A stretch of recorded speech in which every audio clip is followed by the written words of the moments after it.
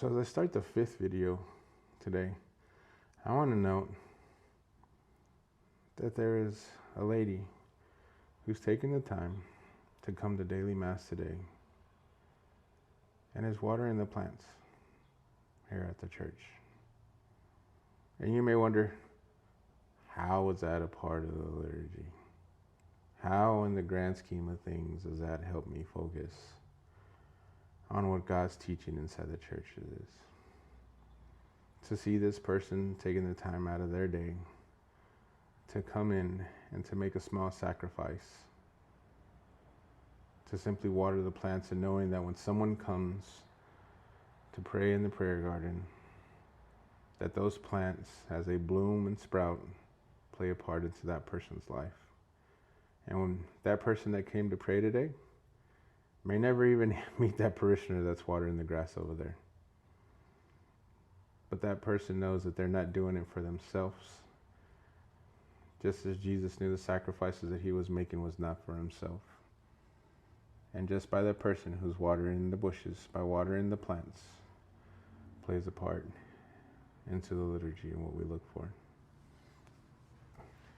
But I wanted to come in today into the church, as we've noted in the small day chapel and inside the large church.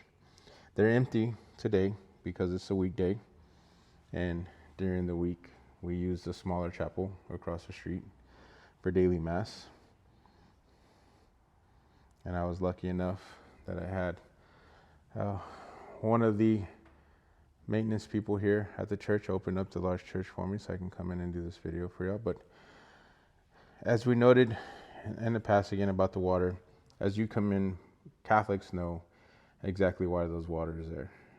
Catholics know exactly what it's used for. Other denominations know what the water is used for as well, because they are also baptized through water. And as Catholics, we acknowledge one baptism for the forgiveness of sins. And as we receive baptism inside our church, we come to reflect on it every time that we come in to our church. This is an older, well, I say older version, but it's a newer version because during COVID, we did not want to have any type of cross-contamination of people sticking their hands over and over inside a bowl. So we had a dispenser of water for each person. But since then, we've been blessed to recover and going back to the initial way. And as you walk in, you will dip your hands inside the holy water and do the sign of the cross over your forehead, your chest, your body.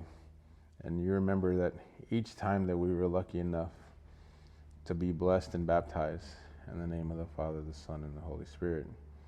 So each time that we come into a sacred place, that you see that there's a bigger part of the church, you remember that simple step, that whether you did it as a child, unknowingly what it was doing for your soul and for your body, but yet your parents or your grandparents knew exactly what they were doing and what it could lead to.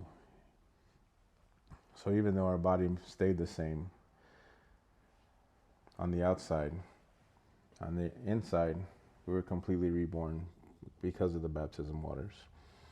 So as Catholics, we do that every time, as I mentioned, that we come in here to remember those sacrifices that we make and the remembrance of what it means to truly be baptized. As we get baptized inside the Catholic Church, we are prophet and king. We have the chance to become priests and religious brothers and sisters of our faith after baptism. It leads us into a whole nother form inside our faith and inside the liturgy. But we remember that each time that we come inside our church by simply placing our hands in the holy water and doing the sign of cross. And as you do that, you look towards the tabernacle to remember